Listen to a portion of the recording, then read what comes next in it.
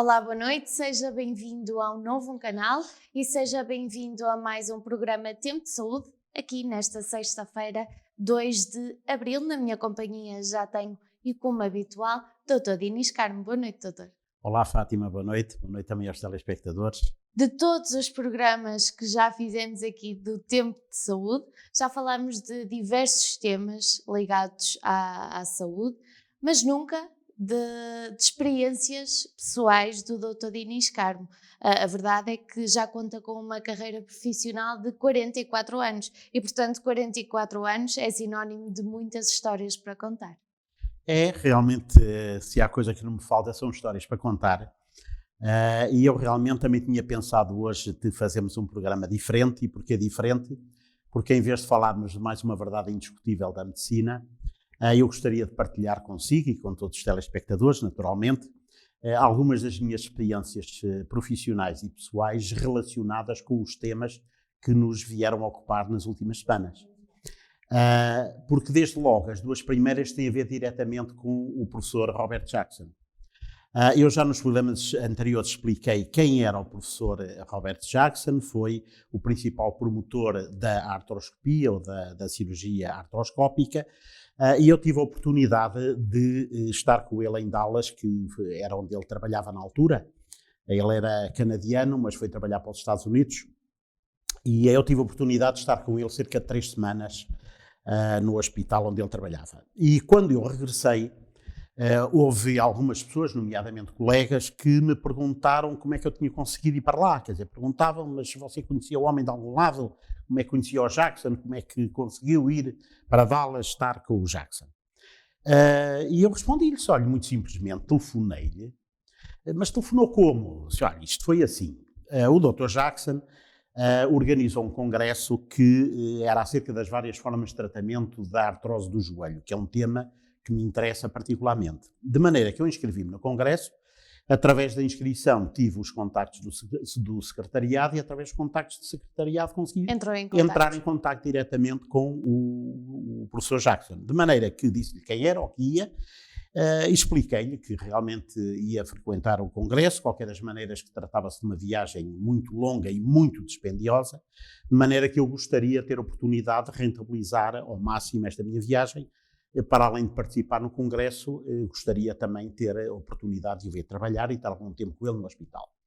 E ele disse-me, por simplesmente, sim senhor, muito bem, olha, e quando é que você quer vir, quanto tempo é que quer ficar? Eu disse, olha, eu queria ficar aí umas 2, talvez 3 semanas fosse possível, mas também não é possível devido à minha vida profissional. E ele disse-me, sim senhor, olha, falo com a minha secretária, ela que lhe arranja alojamento aqui num apartamento do hospital. Às vezes temos a ideia de que pessoas assim, com certo mérito em qualquer uma das áreas, são inintangíveis, não é? E então nem tentamos, nem chegamos a tentar entrar em contacto com elas, e o que o doutor fez foi entrar em contacto e persistir aquele que era o desejo do doutor.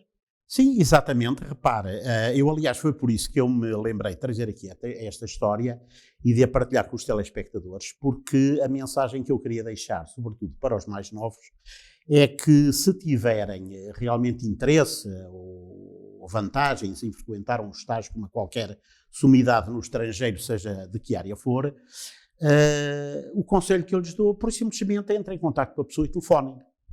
Não é mandar e-mails. O e-mail podem mandar depois, mas eu primeiro telefonava.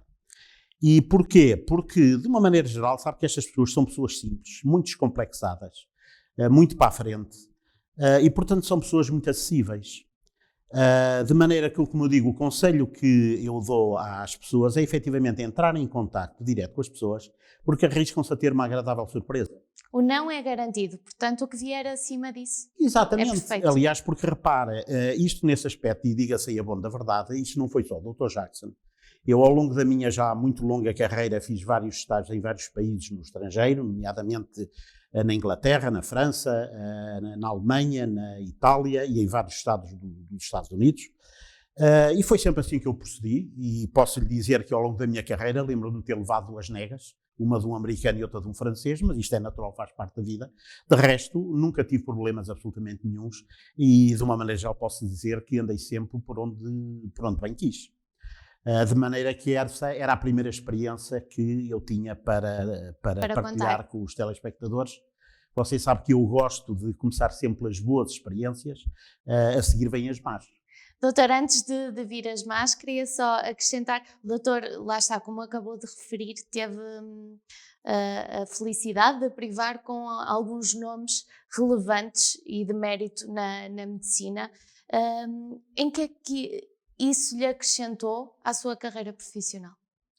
Acrescentou muito, porque já a minha avó dizia, junta-te aos bons, serás um deles, e evidentemente que estamos aqui a falar de pessoas de topo, não é? Sim. E ver de naturalmente, perto o seu método aquilo, de exatamente, trabalho. os seus métodos de trabalho, a maneira como eles trabalhavam, as condições que tinham, e evidentemente que isso foi uma experiência extremamente enriquecedora. E agora as más? As más, as menos pronto. boas, se calhar. Não, algumas delas são mesmo más. São mesmo más? Acredito, são mesmo más. Olha, e a primeira tem logo a ver também com o professor Jackson. E porquê? Porque eu, quando cheguei a Dallas, quando lá cheguei, fui apresentado ao professor e fomos imediatamente trabalhar. Fomos imediatamente ver uns doentes e tal. A meio da manhã fizemos o break.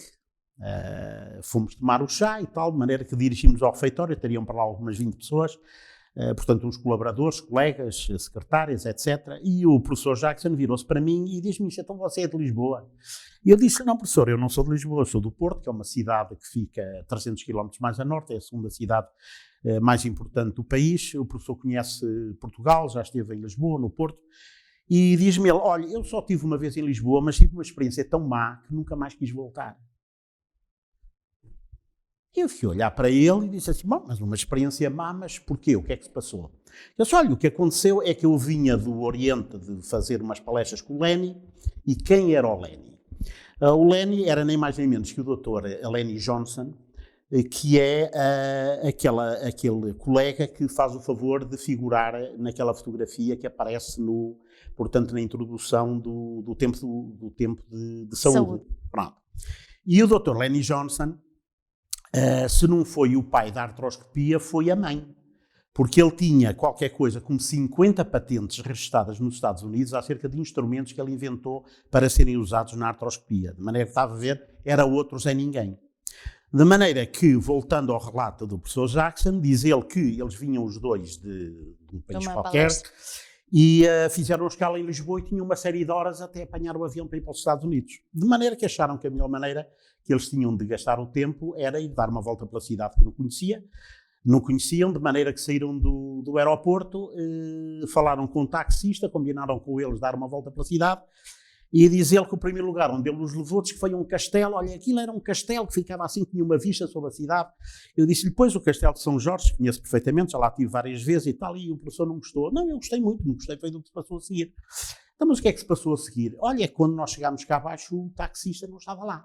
Já tinha ido embora. Já tinha ido embora. De maneira que deixou os homens no Castelo de São Jorge, sem malas. Portanto, diz ele, a sorte foi que eles tinham os documentos no bolso do casaco, porque senão ainda não era nesse dia que tinham embarcado para os Estados Unidos. De maneira que dizia: olha, eu nunca mais quis ir a Lisboa. Agora, você imagina, eu acabadinho de chegar em Dallas e apanhar com este balde de água fria. Aposto que lhe disse que tinha que visitar o Porto, que se calhar olha, não lhe disse para vir visitar o Porto, porque sabe que eu não só tive muita simpatia pela situação do Dr. Jackson, como sabia perfeitamente aquilo que ele estava a passar. Porque aconteceu-me exatamente a mesma coisa na cidade do Porto.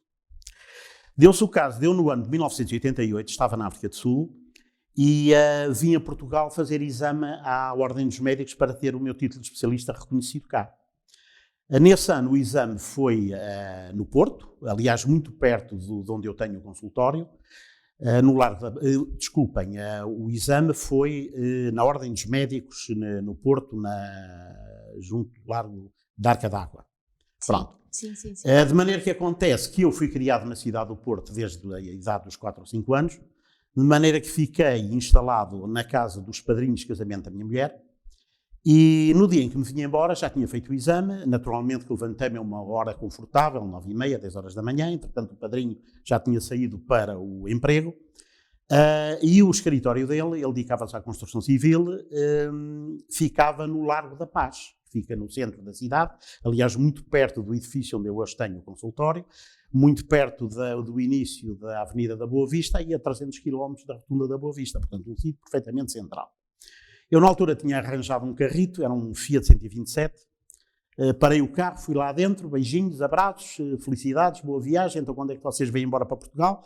Demorei uns 5 ou 10 minutos, quando voltei, tinha a porta do carro aberta e a mala também já tinha ido. De maneira que eu cheguei no dia seguinte à África do Sul, também com a roupa que tinha no corpo. Uns anos depois, foi a vez da minha mulher.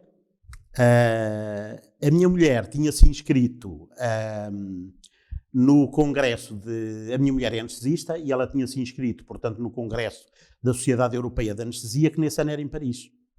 E naturalmente que eu também não quis perder a oportunidade de ir a Paris, não é? Sabe que eu costumo dizer que, para mim, Paris é uma cidade maravilhosa, apesar dos parisienses. Não perco a oportunidade de lá ir sempre que puder.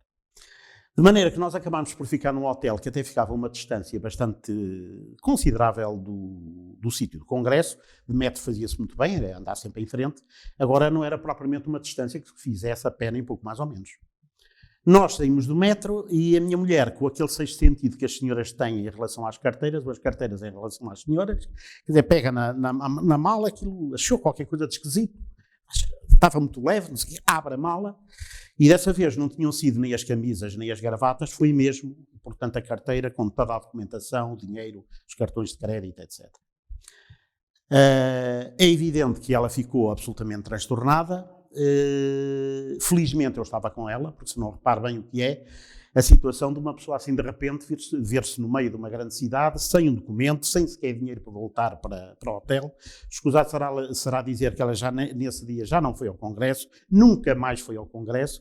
Aliás, ela, por vontade dela, se nós tivéssemos conseguido arranjar um avião nesse dia, tinha-se vindo embora e eu fazia-lhe companhia com muito gosto, porque como compreendo, uma coisa destas estraga logo por completo, digamos, tudo aquilo que se organizou. Ora bem, conclusão, em qualquer parte do mundo estamos sujeitos a azares destes. Estamos, e isto são coisas que acontecem aos melhores. Não julgar um país por um acontecimento mais infeliz. Olha, essa é uma conclusão que acho que é muito legítimo que você tire.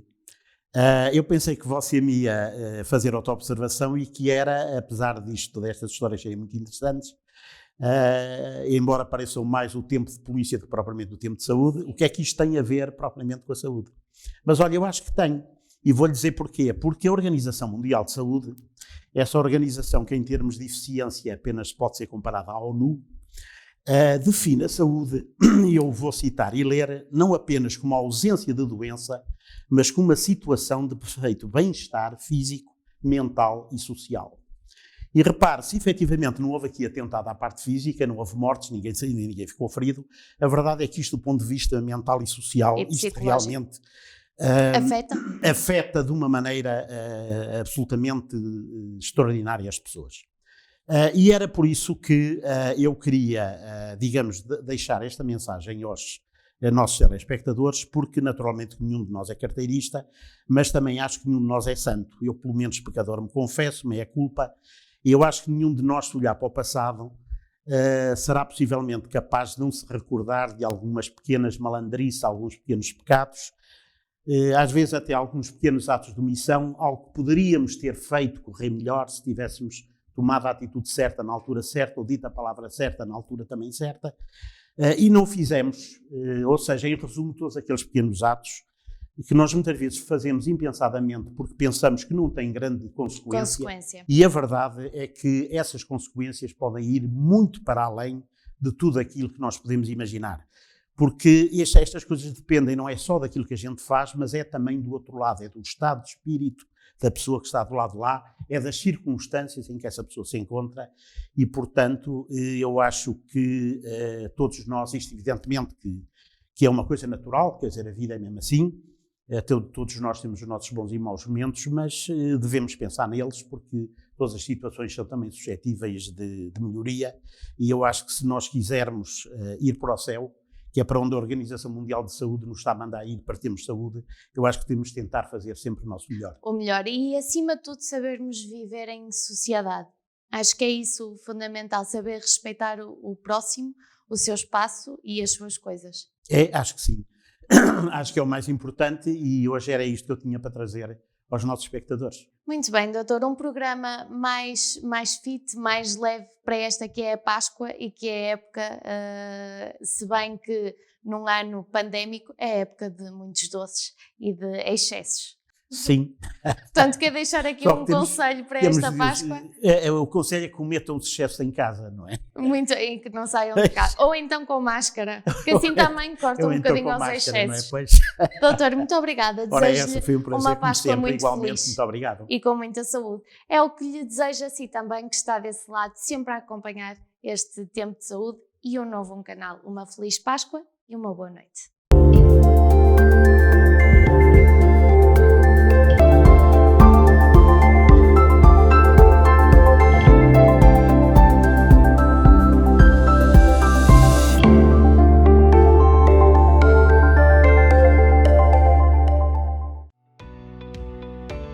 Novum Canal. Sempre Novum, sempre seu.